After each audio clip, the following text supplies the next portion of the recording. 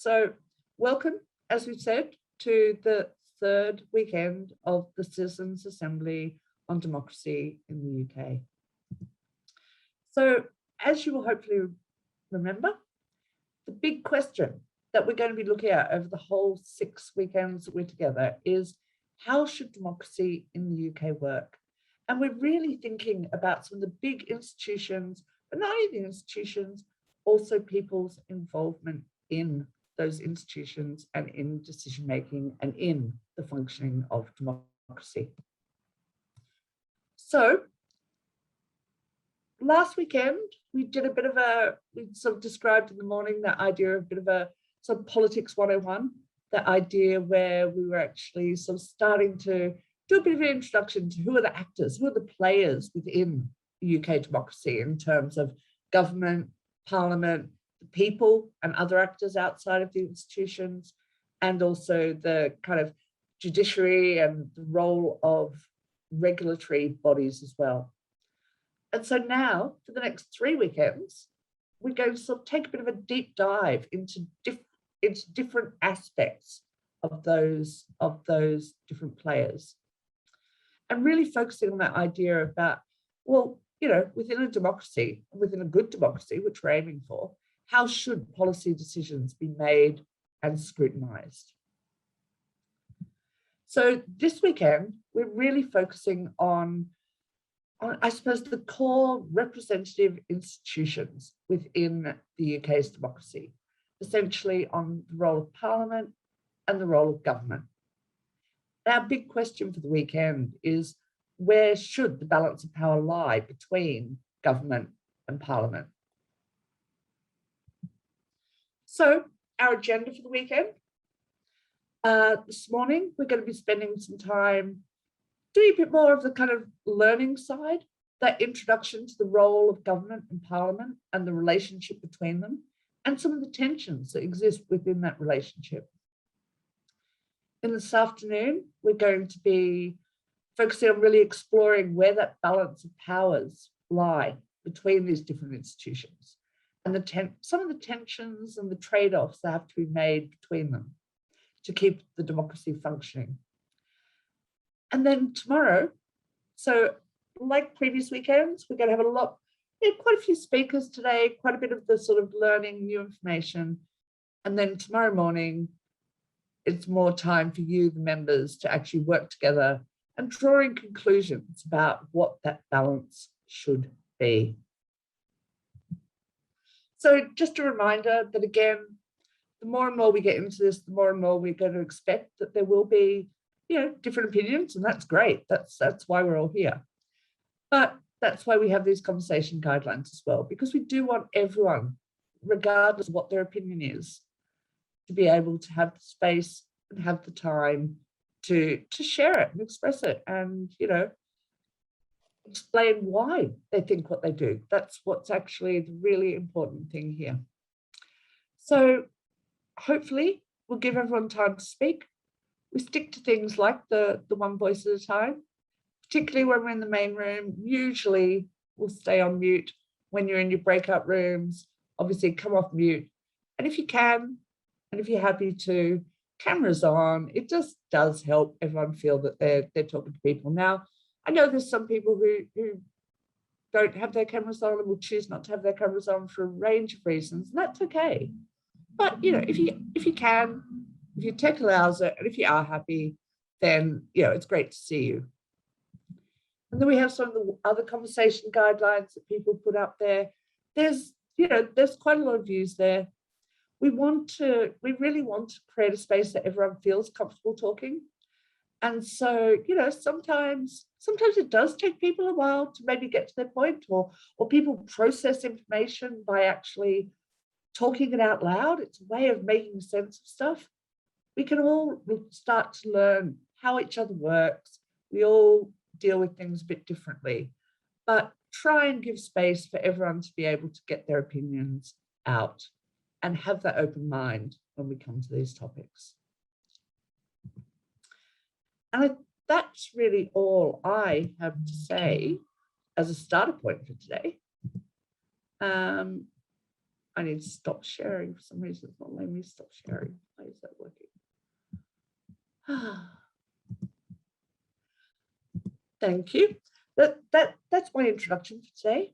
But what I'm going to do now is hand over to Alan, who will be a familiar face to you all now, to sort of give us a bit of a framing of what we're talking about this weekend and where we're going, where we've come, where we're going. Great, thank you, Kayla, and it's great to see you all again this morning.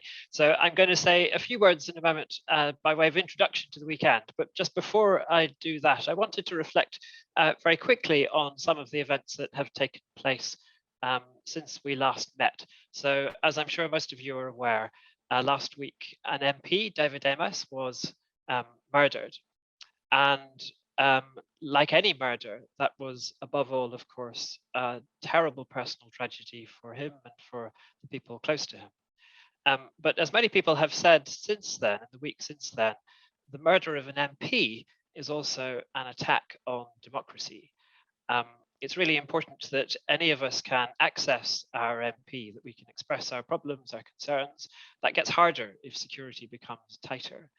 And also, democracy is working best if any of us could become an MP, if any of us might be willing to put ourselves forward as candidates to be MPs. And of course, there are many reasons why we might not do that. But if we feel that we don't want to become MPs because of the abuse and the hatred that MPs are subject to, because of the real threats to their physical safety, then again, that's clearly a problem for our democracy.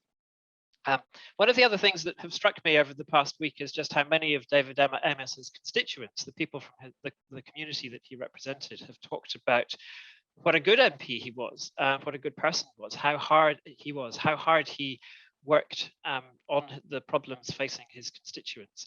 And, you know, we don't often hear people talking about MPs like that. And I think it's been a reminder that actually MPs are human beings, just like all of us. They're on the whole decent people. It's very easy to talk about how, you know, MPs are all just the same. They're all in it for themselves. They're all no-gooders. But actually, most MPs go into politics for good reasons, because they want to make the world a better place. They want to do good for their communities. And it's just really important, I think, to remember that. And it's also important, of course, you know, I think all of us are infuriated sometimes by how MPs, politicians, and people in public life talk and act and what they do. It can be incredibly frustrating. But it's worth just thinking about, well, why is it that people who, you know, on the whole go into politics for good reasons end up doing things that we do find so frustrating? Is it something about how our democratic system works? Is it something about our democratic culture? Is it just in part just necessarily the case that democracy is frustrating because, you know, none of us can ever get everything that we want? Compromise is essential. So I think these are really important questions for a citizens' assembly on democracy in the UK to reflect on, and you'll have a little chance in a moment to do so. But let me move on to introduce the plan for this weekend as a whole. Right, there we go. So hopefully you can see my slides. As Kayla said, we are kind of moving into a different phase of the Citizens' Assembly now. As you know, we've had weekend one when we talked about what does a good democracy look like. We explored kind of our initial ideas around that. Weekend two, we had an introduction to the democratic system in the UK, and we thought about what limits, if any, should be placed on what a democratically elected government can do. And that's kind of phase one of the Citizens' Assembly, if you like, developing some starting points for our thinking about these issues. Now, I'm sure you have thought just as much as I have that there's just been a huge range of different issues that have come up in our discussions, all sorts of different aspects of democracy we have talked about. And we couldn't possibly go into depth on all of those within the time that we've got together. So we have to focus in on certain issues. We have to do deep dives, as Kayla said just a moment ago. So we've got 3 weekends to do that. This weekend, we're focusing in on kind of the heart of power within the democratic system, if you like. What happens in government and parliament? And we sometimes treat that as a bit of a black box of the stuff that politicians do, but clearly it's incredibly important what happens there. And it's important for us to get beneath the bonnet and think about just what are the relationships between the different parts of the core of the political system. So that's this weekend. Then next weekend, we'll be talking about the roles of the public. So in a lot of the conversations that you've been having and the things that you've been talking about, you've been expressing your interest in, well, what can members of the public do? What's it possible? And through what routes is it possible for people to have an impact upon outcomes in our democratic system? And there are also questions about whether members of the public have responsibilities in our democracy to do certain things, to behave in certain ways, and so on. So we'll be talking about those roles of the public in weekend 4. And then also in a lot of the discussions that you've had, many of you have expressed your concern about rights, ensuring that people's rights are protected. Some of you have also been concerned that maybe that talk about rights sometimes goes a bit too far. Many of you have been concerned about the standards of behavior among policymakers, and how can we ensure that policymakers are honest and are not behaving in corrupt ways, for example. So those are the sorts of things that we'll be focusing on in weekend 5. And then the final phase of the assembly will be in weekend 6, when we draw out conclusions. We draw all these various strands together, and we come to overall conclusions. So let me say just a bit more then about weekend 3 and what we're focusing on here. So we've got government and we've got parliament. The pictures there are about the current government and current parliament, but it's really important to remember that we're interested in understanding the democratic system as a whole. So important to be thinking about governments in general, parliaments in general, not just the current ones. So we're not just thinking about whether we happen to like or not like the current government. We're trying to think about how the system as a whole might work. And indeed, those pictures there are about the UK government and UK Parliament, but those of you in Scotland or Wales or Northern Ireland might also be interested in the relationship between the Scottish government and Parliament, between the Welsh government and the Senate, or between the Northern Ireland executive and the Assembly. So in all of these systems, all of these bits of the UK system, Parliament and government are very closely linked. So Parliament chooses the government comes from Parliament. The government can exist only so long as it has the support, the confidence of Parliament. But government and Parliament are also very, very different kinds of things. So parliaments have lots of members. A parliament represents the whole country, so that there are MPs from every part of the country, whereas the government doesn't necessarily have MPs from every part of the country. The government contains a very wide range of views, people from all different political parties, whereas the government just has one party in the UK case, or two parties in the Scottish government, for example, not the full range of views.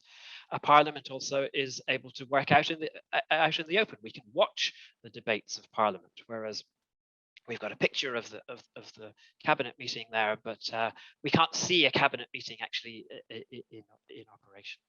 So if we're interested in transparency within our democracy, one of the principles that you've talked about over the last few weekends, or if we think that it's important for policy making to take into account all those various different perspectives, then probably we're going to think that Parliament has a really important role to play.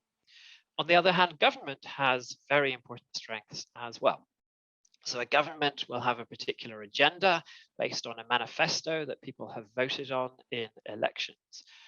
Government is able to provide leadership in order to kind of drive through that agenda and push it forward. A government can also act quickly in circumstances of emergency, whereas a parliament with all of those different views, all of those different people, would find it much, much harder to act quickly. So if we think that it is important for a government to be able to act, to get on with things, to deliver a manifesto that people have voted on, then government is going to have to play an important role. If we think that acting in a crisis is important, then again, government is going to have an important role. So thinking about the balance of power between government and parliament, it may be something that some of you have never thought about before. It may be something that feels quite a little bit abstract, perhaps, to some of you. But actually, it's it's crucial for a lot of the principles that you have been talking about over the last 2 weekends, that we get into thinking about this relationship between government and parliament. And it's also a relationship that is in practice really important. So it affects our lives very directly. So if we just think of the last few years with coronavirus and all the huge changes that governments have imposed on our lives as a result of measures to tackle the coronavirus. So on the one hand, we might think, well, actually, it's been essential that governments have been able to act quickly and decisively and make rapid and big changes. So government power has been very important. On the other hand, we might be concerned that some of those changes have been made without terribly much scrutiny, without much public debate, without perhaps taking into account all the different range of views. So perhaps we think that actually, particularly in times of crisis, Parliament's role is crucial. So these are big questions. They relate to the principles that we've been talking about already, and they also relate very practically to our day-to-day lives. So that's what I'll say by way of introduction, and I shall hand back to Kayla. Great. So thank you, Alan, for sort of starting to set us a bit of a frame and a context for the types of discussions we're going to be hopefully having over the weekend. So before we get into providing you with introducing speakers and putting new information, we're just going to give you a chance to go into your breakout rooms and see who you're going to be working with this week, today, and just have a bit of a sort of reflection on the topics ahead and the weekend ahead. So we'll see you in about 15 minutes or so.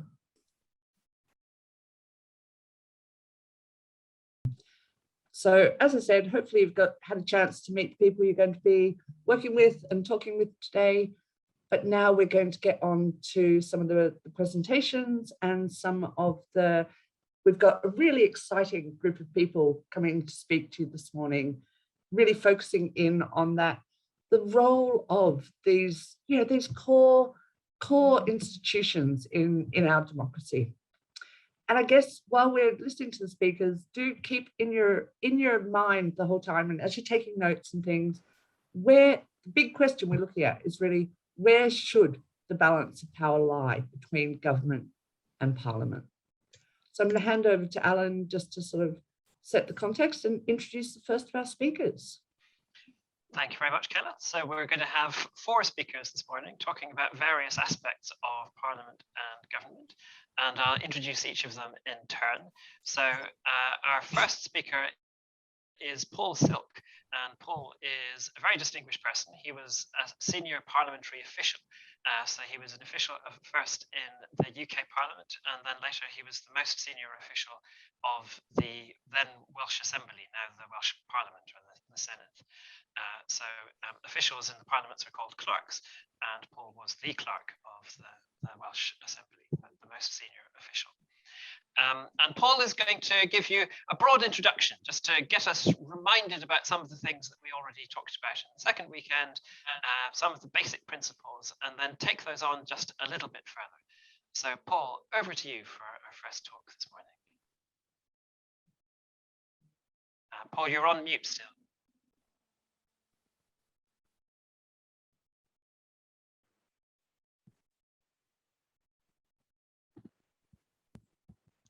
Looks good now. Sorry about that, and hi, I'm going to go over some of the things you've heard from Meg and Alan at the last meeting of the Assembly, and then I'm going to develop them in a bit more detail. Now, as you've heard, how we're governed in the UK is complicated, and it's different depending on where you live. But at the whole UK level,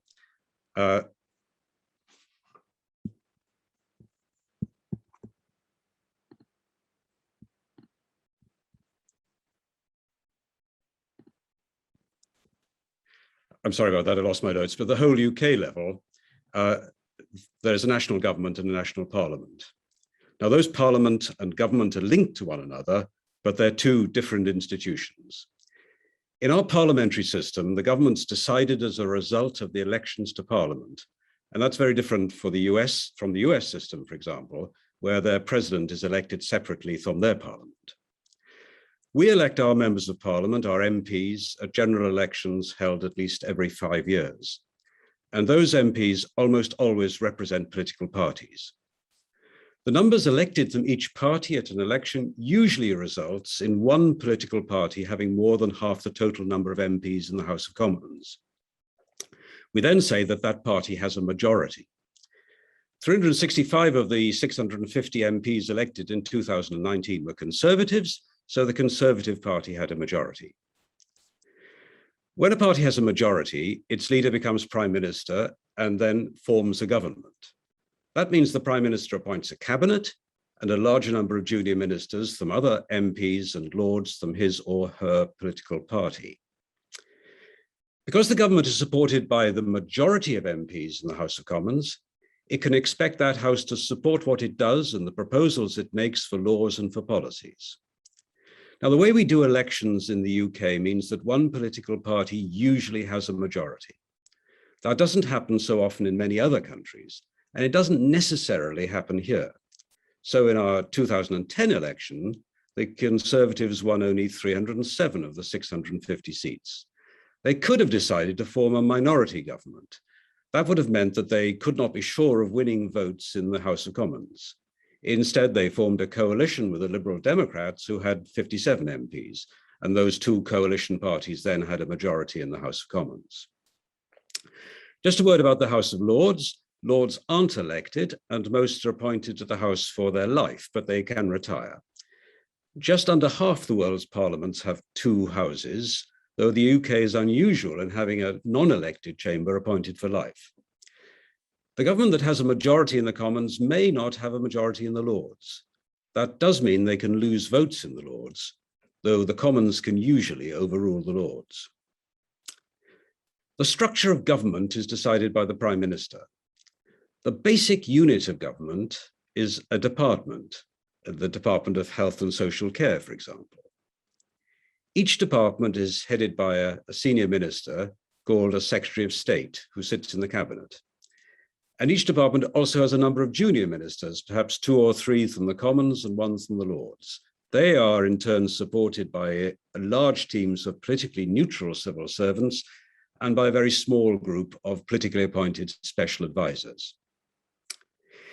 MPs and Lords who are not from the party or parties of government are called the opposition, with the party with the largest number of non-government MPs becoming the principal opposition party.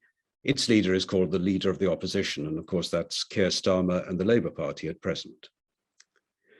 Ministers are called frontbenchers because they sit at the front of the chamber. The main opposition party also has frontbenchers. They're called shadow ministers because they shadow the responsibilities of the government's ministers. Members of Parliament who are not frontbenchers are known as backbenchers. Now, members of Parliament perform different roles that overlap with each other and sometimes conflict with each other. First, there's representation. Every MP in the House of Commons, from the Prime Minister to the newest opposition backbencher, represents the interests of the people who elected them and takes up issues on behalf of those electors or constituents. The overwhelming majority of MPs are very diligent in performing this role and proud of their links with constituents, and that was highlighted in a most awful way by last week's murder of Sir David Amess while he was conducting a constituency surgery. The next function of Parliament is to hold the government to account. Now, it's easy to see that members of Parliament who do not come from the party or parties of government have this role. For backbenchers who come from the parties of government, most of the time they naturally support the government. But these government supporters do hold the government to account in more subtle ways, not least by making it clear to ministers what they would find unacceptable. A third function of Parliament is to make laws. The Scottish and Welsh Parliaments and the Northern Ireland Assembly also make laws, but the main laws for England are made by the Westminster Parliament, which also makes law for the whole UK in some areas, and Farrah will tell you a lot more about the lawmaking process. A final function is that Parliament is a place where issues great and small are debated, and that often overlaps with the other 3 functions. The chambers of the House of Commons and the House of Lords, chaired by neutral speakers, are the theatre of Parliament. But much of the real work is done in the many committees appointed by each House. These committees are microcosms of the chamber as a whole, a bit like how the small groups where you have detailed discussions are microcosms of the whole Citizens' Assembly. Parliamentary committees specialize in particular areas, for example, the detailed consideration of a legislative proposal. And particularly prominent are the House of Commons' departmental select committees. Each of these considers policy, spending, and administration of one government department. They produce reports, usually agreed by MPs across parties, that can be critical of government, and their chairs, some of whom are opposition MPs, are prominent public figures. Parliament is supported by its own politically neutral staff, who are separate from the civil service who support the government. In addition to that, each MP has several staff of their own. It's important, finally, to stress how varied the 650 MPs are. There are still too few women, and the BAME community is underrepresented. But MPs do come from all over the country and from many different backgrounds. All that influences the way they behave. And they also need to juggle several different loyalties that can sometimes be in conflict. As I said before, almost all MPs are members of political parties and were elected because of their political party.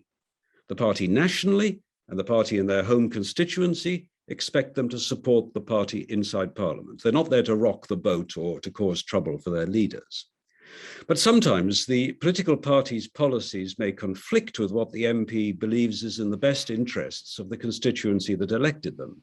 For example, if a constituency is heavily dependent on raising livestock, the MP would find it very difficult to support their party if the party proposed a policy that removed subsidies from livestock farmers. The MP may then rebel from the party line in the interests of the constituency. And finally, each MP has personal beliefs, personal conscience. If, for example, an MP believes that assisted dying is morally wrong, they will not vote for a policy that makes euthanasia possible. So with all these pressures, and of course the concerns about personal security, being an MP isn't an easy job.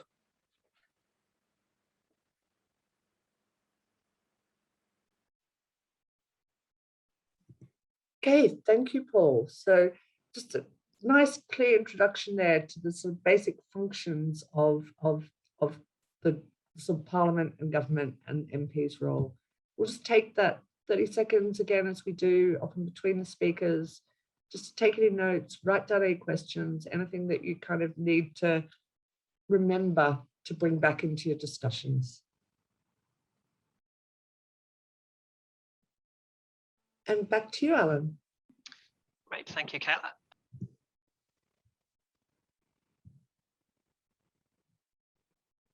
Somehow you're muted, Alan. Sorry. Thank you, Kayla. Our second speaker for this session is Farrah Bhatti. Farrah, welcome to the Citizens' Assembly.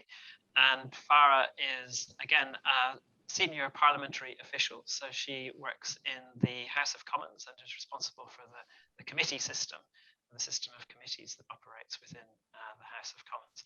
And Farrah is going to take us deep into the operation of Parliament this time. So Farrah is going to talk about some stuff that I think pretty much all of you will be unfamiliar with. So quite a few things to get your head around here, but really important things for the rest of our discussion. So do listen closely to Farrah. Farrah, over to you. Thanks, Alan. I'm just going to share my screen and hopefully the slide pack will come up.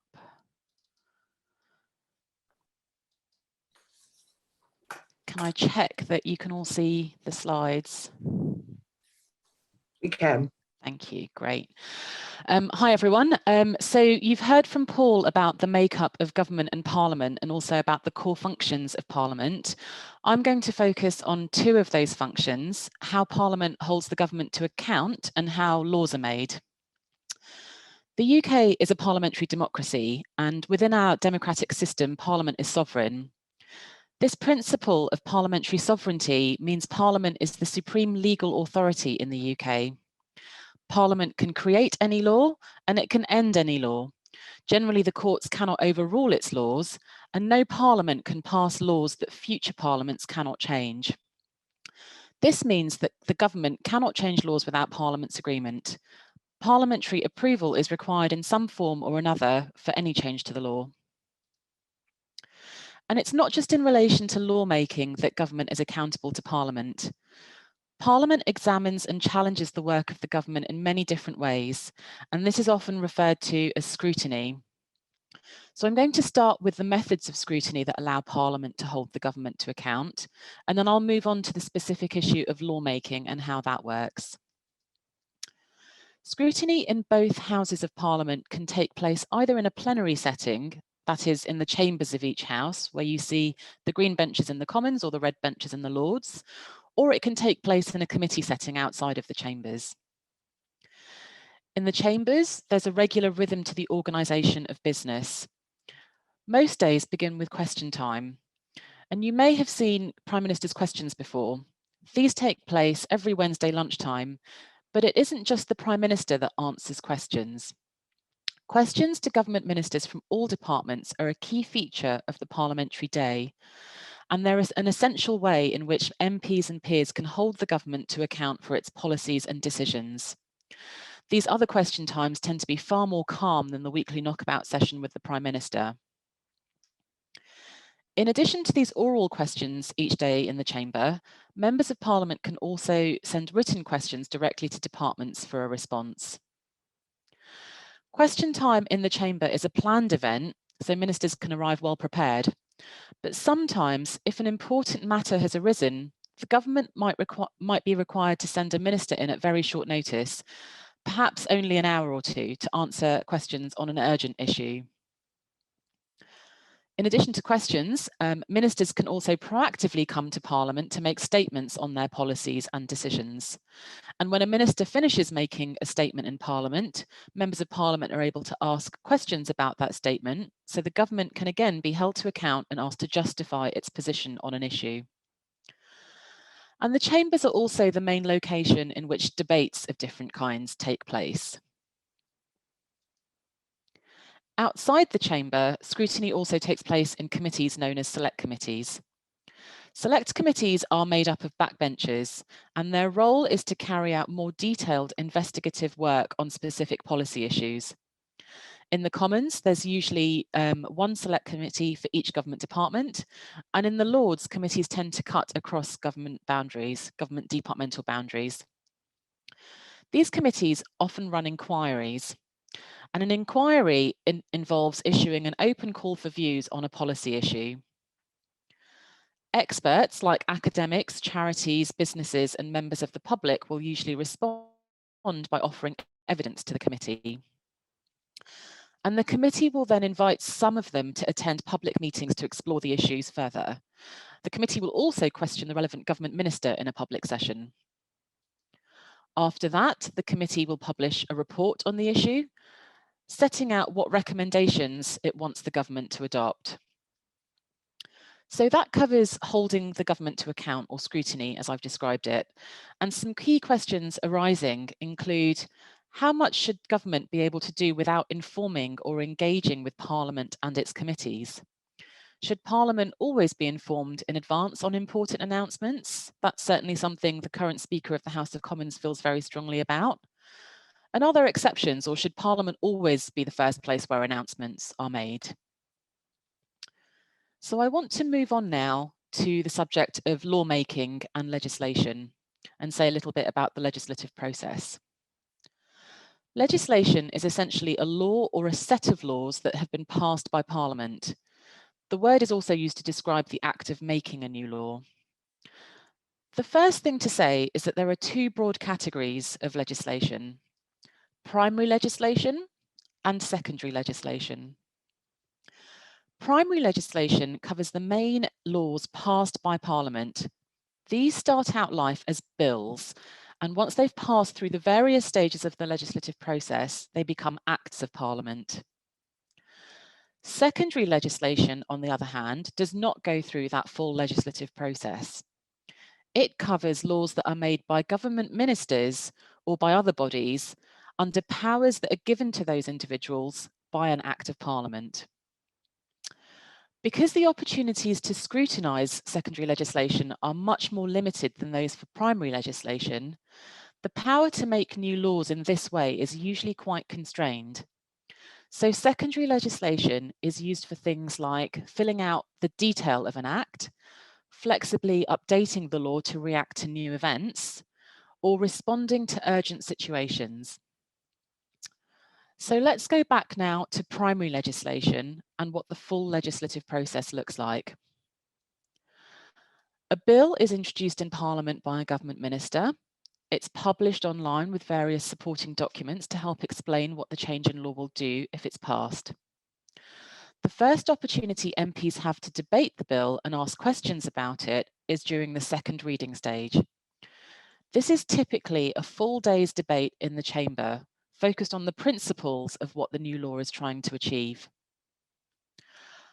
After this, there's a more detailed discussion about the bill. This typically takes place in a bill committee, but can also take place in the chamber. Either way, this stage is known as committee stage, and it's a line-by-line consideration of the bill. It's at this stage that MPs in the committee can propose changes to the bill in the form of amendments. And in putting forward these changes, MPs will be informed by the views of others, including academics and other experts, pressure groups, and of course their own constituents. Any decisions on changes to the bill can be taken unanimously or by majority vote in the committee. There's then a further opportunity for all MPs to propose changes at report stage, which takes place in the chamber. Again, decisions on changes can be taken unanimously or by majority vote. And given that the government has a majority in the Commons, you would usually only see changes pass if they have government support. Report stage is followed immediately by a third reading debate, which allows one final discussion of the whole bill after changes in earlier stages have been made. That concludes the process in one house, and the bill then passes to the other house, in this case the House of Lords, and goes through a similar process there. Both houses must ultimately agree the identical text. So if changes are made in one house but not the other, they will pass it backwards and forwards in a stage sometimes referred to as ping pong until agreement is reached. As the House of Commons is the directly elected chamber, the Lords typically doesn't block whole bills, and in certain circumstances, the Commons can refuse changes put forward by the Lords. But normally compromise is reached and the agreed text becomes an Act of Parliament. While most Acts of Parliament arise from bills initiated by government, there are numerous attempts by backbenchers to introduce bills and try to pass them through Parliament. These backbench bills are known as private members' bills. However, with the government in control of time in the chamber and with the majority it holds in the Commons, passing a private member's bill through all of these stages and turning it into law is virtually impossible without government support. So that's a quick whiz through how laws are made, and some interesting questions for you to start thinking about include: how much should the government be able to legislate on its own? How much do we want Parliament to constrain or influence the making of laws? And should Parliament be able to more easily initiate and pass its own laws? Thank you. Thank you, Farrah. And we'll just again take that short moment for just some notes, thinking about questions before we open up the breakout rooms.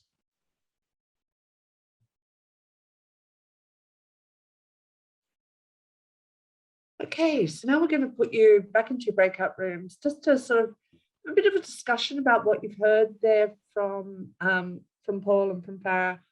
Now, for some of you, it may be stuff that you know and you know well. And for some of you, it might be stuff that actually kind of half knew or kind of thought you knew, but there'll be new information there. This is a chance to really make sure that we're getting understanding the picture between all these different sort of levels and layers and the way the institution works. Because as we move through the weekend, having this understanding right now will be really important. So the speakers are available. You can call them into your groups as well, but we'll open up the breakout rooms now. Okay, so that does look like everyone's back out of their breakout rooms. Hopefully people have had a chance to get a cup of tea, get a coffee. Do pop your cameras back on. If you're back from the break, it lets me know that everyone's sort of here and ready to start. I can see a few more sort of popping up there, which is great. So just before we go into the next presentation, just to say, there is a lot of information this morning, and all of the speakers that you're hearing from, as well as Meg, who you heard from last weekend and we'll be hearing from a bit later, and Alan, who is with us all the way through, are here. Use them, call them into breakout rooms. It's really important that as we move through into the afternoon and into tomorrow, we start trying to form some conclusions about where this balance of power lies, or should lie, that actually, that you've kind of got it in your heads. So do draw on people if you do have questions. Don't feel that, oh, everyone else must know this stuff, it's just me. No, lots of us don't know this stuff, okay? This is new. So I'm going to now hand back to Alan to introduce our third speaker for the morning. Thank you very much, Kayla. So our third speaker is a person who's already familiar to you. We heard from her at the last weekend. That's Jill Rutter, who's just waving. So Jill is a senior research fellow at UK and Changing Europe, which is based at King's College London, and also a senior fellow at the Institute for Government. And most importantly, for this morning's purposes, she's a former civil servant, so she understands what we're talking about from the perspective of government. So Paul gave us a kind of overview of government and parliament. Farrah gave us a deep dive into parliament, and now Jill is going to talk about how government relates to parliament and how government maybe thinks about this system that we have and how it engages with parliament. So Jill, over to you. Okay, hi everyone, and I am of course going to make a mess of screen sharing because I cannot find my slides anywhere. Just open them up and then go back. Oh. No, James, can you put my slides up because I can't find them? James? I can do it now. Yeah, because I can't find them on my computer. It's anyway, right. Look, we all love being on Zoom. You'd think some of mine went weird this morning and think I'd never done it before, but do it every day. So what I'm going to talk to you about is how government views Parliament. Now, as Alan was saying, I'm a former civil servant, and actually one of Minister's big accusations against the civil service is that it doesn't care very much about Parliament, doesn't really understand Parliament, just sort of assumes it's a bit of the process that happens and ministers go off and do their thing there. But actually, one of the things I do want to start off with saying is, next slide, is that what's happening there, James? Is that ministers actually do care about Parliament. Why do they care about Parliament?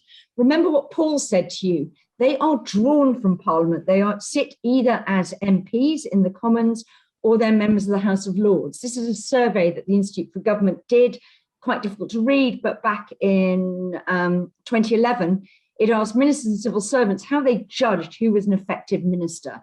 And what the minister said was the way they performed in Parliament was quite important, their judgment. Civil servants reckoned it didn't matter at all.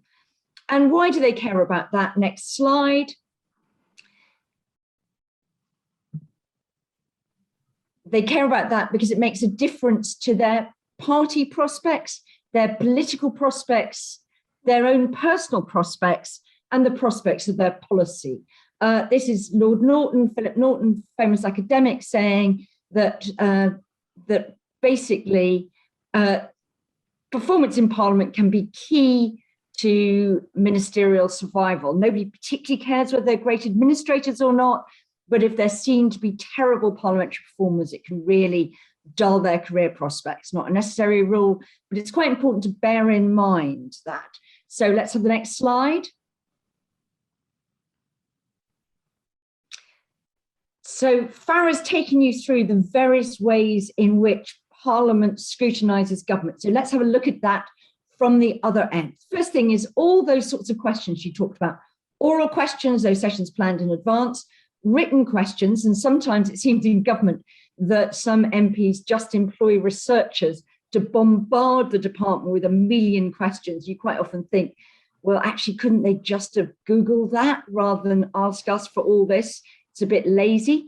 And urgent questions. So what are they doing there? So that's where they have to go and answer questions about either the policy, the impacts their policies are having, but also about the way in which their department is performing. And those can be some of the most difficult things for ministers to defend when they're having to defend cock-ups by their department. And basically, our rule is that in Parliament, ministers have to take responsibility for things that their departments go wrong. But actually, that's quite useful for ministers because it's also a way of identifying things that are going wrong. Remember, they sit at the top of these great sprawling bureaucracies. They probably don't know what's going on in some benefit office or an immigration office and things like that. So that can be quite a useful way of them asking questions of their departments. So that can act a bit two ways and help them see our problems. But you'll notice when you watch question sessions that sometimes people stand up and ask questions that aren't really questions at all. They're really just openings for ministers to score political points for their own side.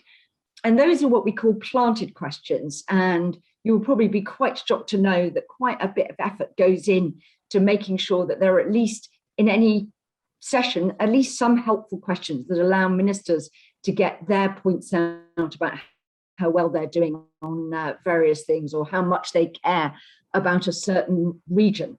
So it's not just that. So this is a highly political event. Prime Minister's questions are the most political of those.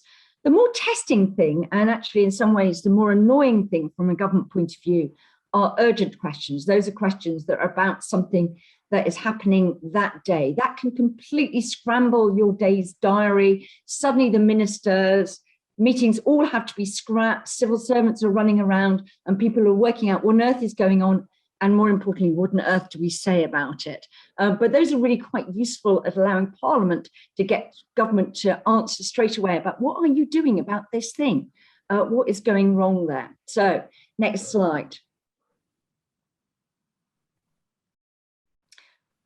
But those are quite knockabout sessions. The more forensic experience is when a minister is required to come to give evidence to a select committee. That might be preceded by their officials. Officials, though, can't say, well, actually, we never advised that minister to do that. It was his stupid idea. They have to defend government policy because the civil service works for the government of the day. This is Matt Hancock, former health secretary, giving evidence to one of the many select committee hearings that we had on COVID. There you can have more detailed questions. MPs can ask follow-up questions, say, well, I don't think you really answered my question this time. They don't do that in Parliament, on the floor of the chamber nearly so much. But actually, quite often, they're not very good investigators, not trained barristers by and large. They don't ask very forensic questions. And so what often you will find is the minister reckons that if you can keep blustering through one person's set of answers, then their time comes up because questions are shared around between MPs and you can move on pretty much unscathed. Those grillings end up with reports by select committees, which are quite often quite critical of the government. But you'll find then that actually government produces replies that look a bit like a brush off, even though there may be a majority of government MPs on that committee. They might say, well, actually, we're not going to do that. So that doesn't necessarily mean they have no impact, but you might be surprised at how dismissive the answers are.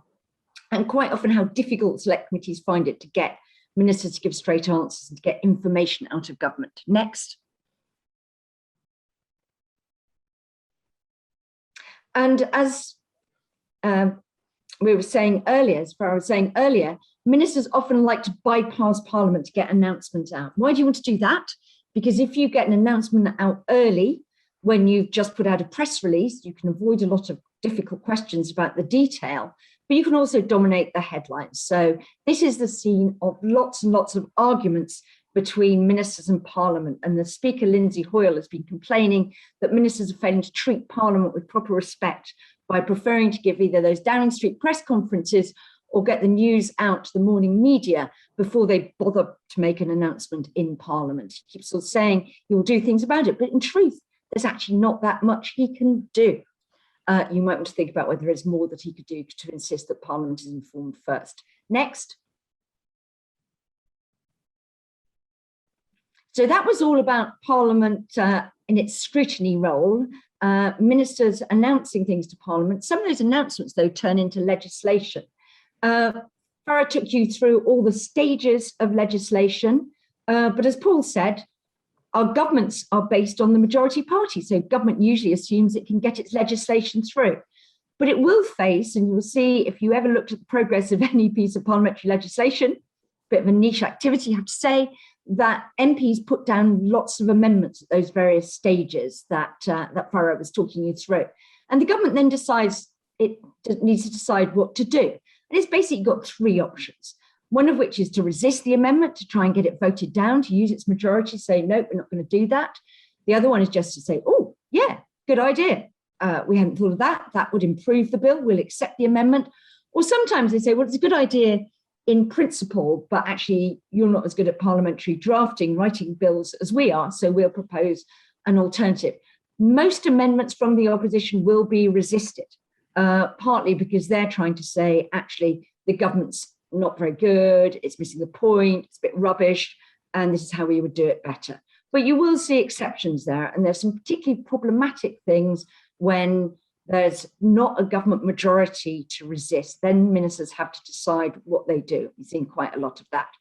But in extreme cases, Parliament can actually force ministers to abandon proposals. We've seen that on some tax proposals. This was the example of the NHS reforms in the early 2010s, when the bill was paused in Parliament because there was so much opposition to it. Next.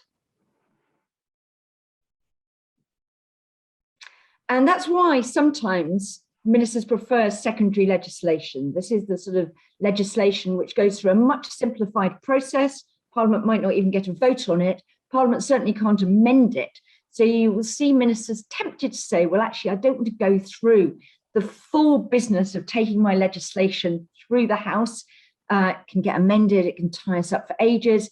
It's too techy, we don't want to waste Parliament's time. That's actually quite a good reason for doing secondary legislation, or we need to do things in a rush. But that can mean that quite a lot of bad legislation gets onto the statute book, and legislation that's not very well understood, and actually quite often see government doesn't even really understand its own legislation. And there's a big gap between what the government's actually put into law through regulations and the guidance that it issues. We saw quite a lot of that on some of the COVID legislation over the last year. Next.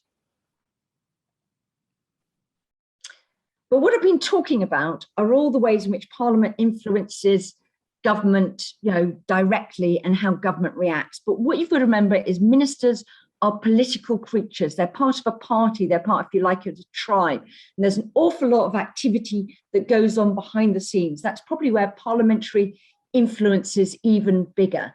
That's where either they're forced through questions to say to their department, actually, I think we're on pretty shaky ground here. We need to look again at this. They actually think the Select Committee made quite a good point that they found it very difficult to defend, and they want the department to get a grip. Or individual MPs buttonhole ministers during a vote. Remember, they all vote in there together.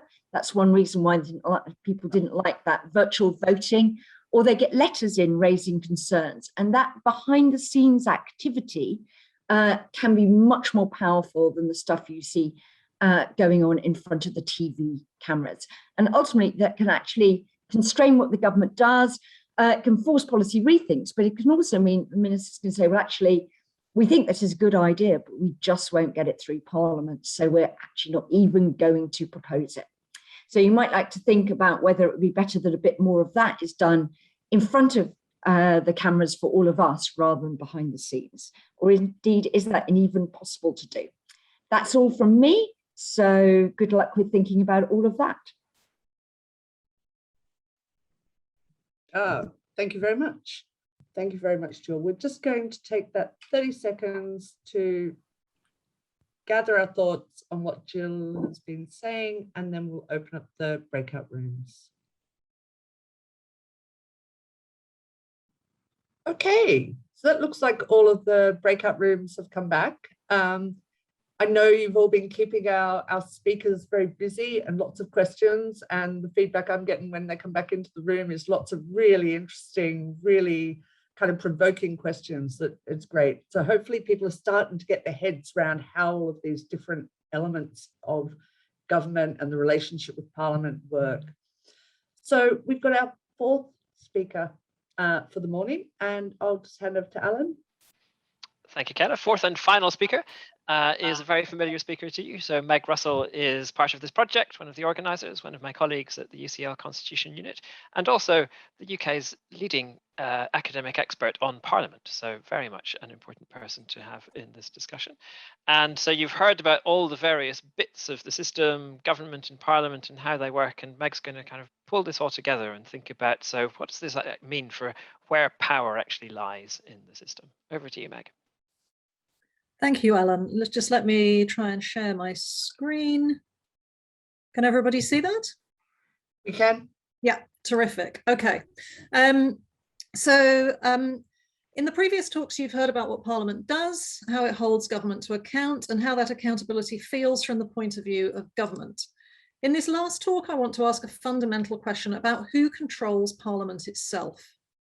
I suggest that there are three ways in which we there are three ways in which we might ask who controls Parliament, each of which I'll speak about in turn.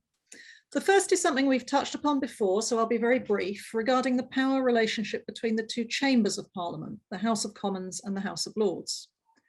The second is about the different groupings inside the chambers of Parliament, which Paul touched on in his talk. In particular, how powerful are the political parties in deciding what happens? The third and biggest question, which we'll spend a bit more time talking about, is the control that government has over what Parliament actually does, particularly its power over the House of Commons. So, starting with the power relationship between the two chambers, I spoke about this in my talk to the last meeting of the Assembly, indicating that while we've got two chambers, the House of Commons is very much on top. This was emphasised in both Paul and Farrah's presentations today. Only the House of Commons' confidence is required for the government to remain in office, and only its approval is necessary for most bills to become Acts of Parliament. This reflects the makeup of the two chambers. Because the House of Commons is elected by the public, it's respected as the chamber which should have the final say. The House of Lords can make suggestions and ask the House of Commons to think again, but usually the Commons will make the final decision. Turning to who has power within the chambers, it's impossible to understand the dynamics in Parliament properly without considering the role of political parties. Nearly all MPs are elected to represent one political party or another, and most members of the Lords also belong to parties, although it has a lot of independent members as well. Paul explained how each party has a front bench and a back bench.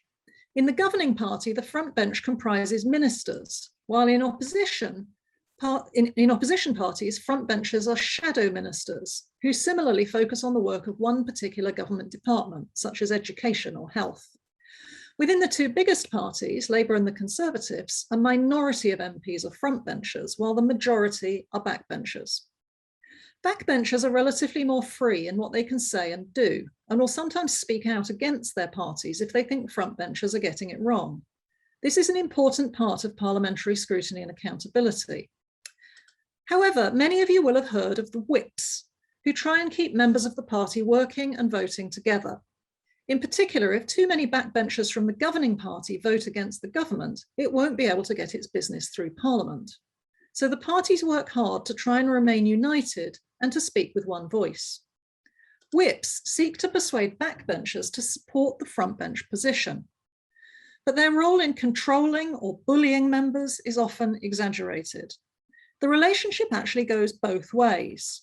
Whips also listen carefully to what backbenchers say and feed their concerns to frontbenchers.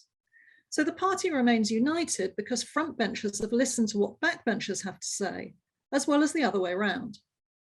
Backbenchers do sometimes break with the party and vote independently, but usually they'll air their concerns behind the scenes rather than in public, and the party will vote together.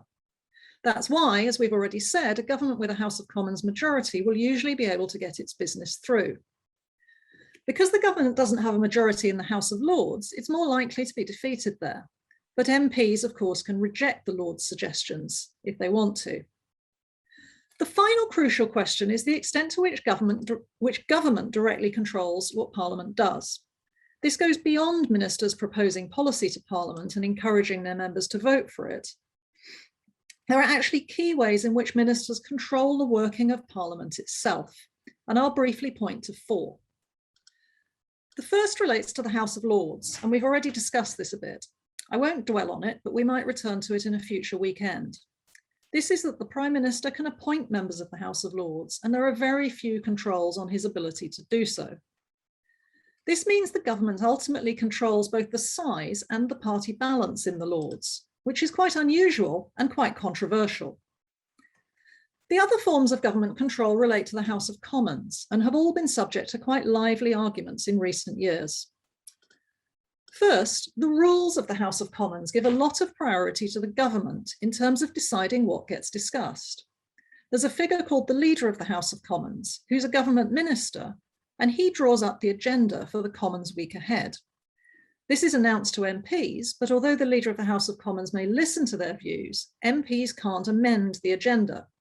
So ministers decide the weekly timetable and the topics for most debates. There is regular time set aside for other things, such as questions to the government, which Farrah and Jill discussed, and occasional debates sponsored by the opposition. There's also some time set aside for bills from backbench MPs.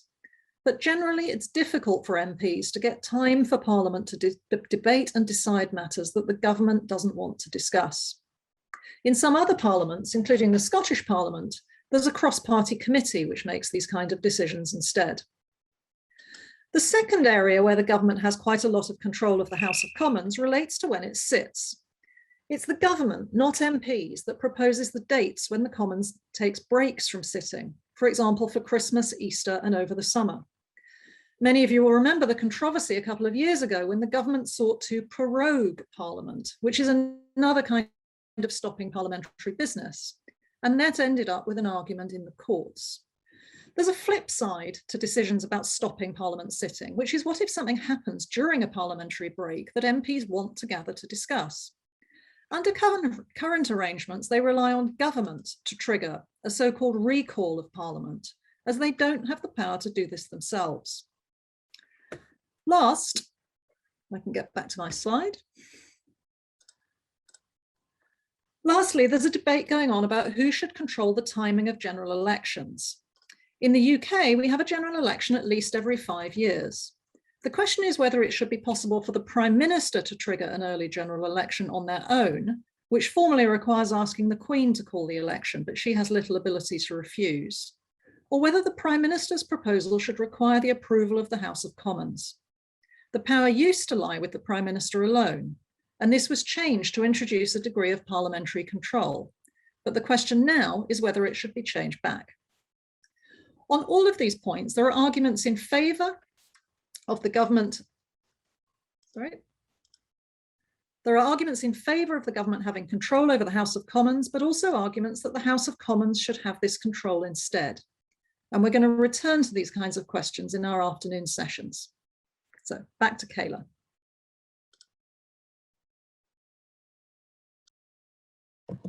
And again, we'll take that 30 seconds or so just to let you collect your thoughts before we pop you back into the breakout rooms for the last discussion this morning. Okay, so it looks like everyone's back.